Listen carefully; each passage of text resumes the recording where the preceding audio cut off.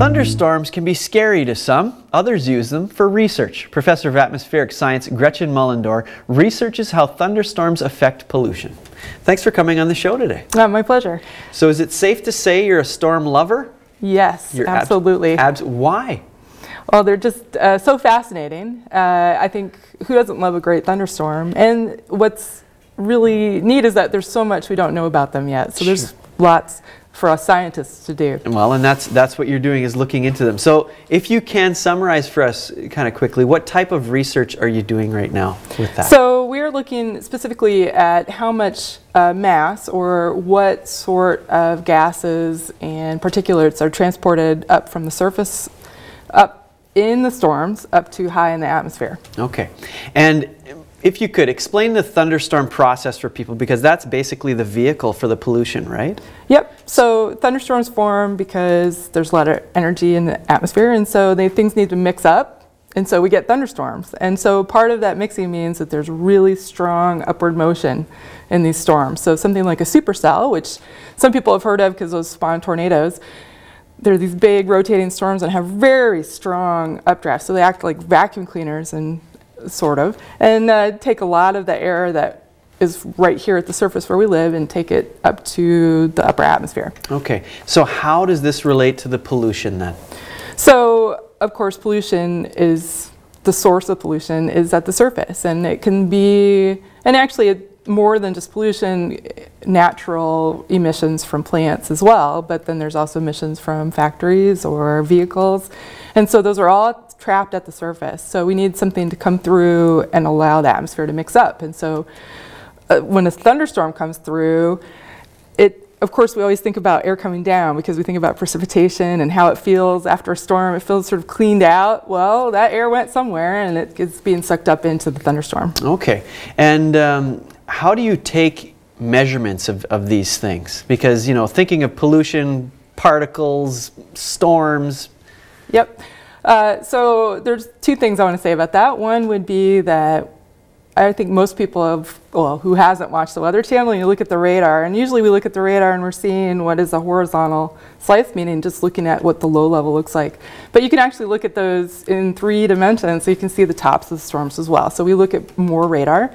But we also fly aircraft around near the storm, so we try to fly through those anvils. So when you're on an cross-country flight, you go around the storm, but if you're an atmospheric scientist, you go into the storm and look at the chemicals that are flowing out at the tops. Okay, and we have some video that you gave us, and I want you to explain what's going on with this video. It looks like a graph of some sort.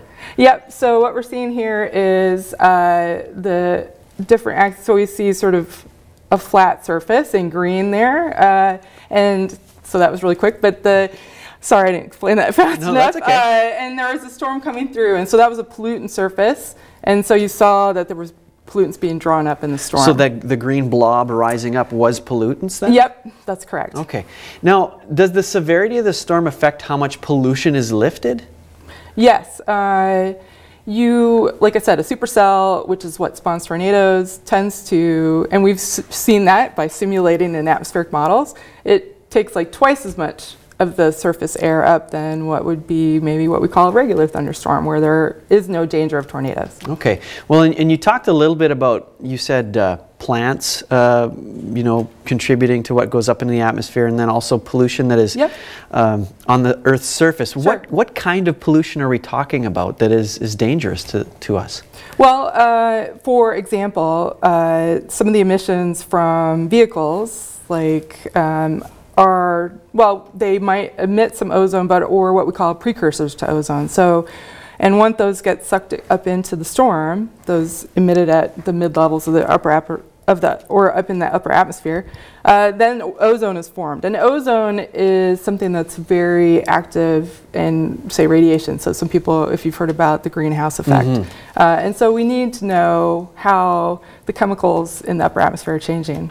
And does the location of the storm matter and how much pollution is lifted? I mean, I think of a storm maybe over a city would be much worse than something out on the plains, for example. Absolutely. You know, we know that there's differences in the pollution in different parts of the surface. And so when we do the big models, we try to actually also model how the emissions are different in big cities or in the rural areas. Okay. Is there any way to prevent pollution from traveling up into the atmosphere this way? Nope. There's no way to do that. Unless you just don't admit it at all. Sure, So. sure. And I'm kind of curious, you did say plants contribute to this as well. I thought plants were good. What kind of pollution are they putting up? Well, it's not necessarily always bad, just like things that we emit aren't necessarily bad, but there's a whole suite of different things that plants emit as well. And when those combine maybe with other not natural chemicals, then those can form things that might be bad. Sure. So. One last question for you. In the end, what is the goal for your research? What do you want to really find out? Well, there's two things. One is, like I already mentioned, we need to know what the chemicals in the upper atmosphere look like. And so that when we look at how the climate is changing, we can have a full understanding. The other thing is that when we measure the chemicals with aircraft and then we try to model it, we get to find out how good our models are of storms. And that actually comes back to forecasting. So when we're trying to forecast severe convection, when we do these measurements of the chemicals, it says, oh, did we get it right? Are we doing the right thing in the models to simulate big storms so that we can forecast them better? All right. Well, interesting stuff. Thanks so much for coming on the show today. Oh, my pleasure. Thank you very much. All right.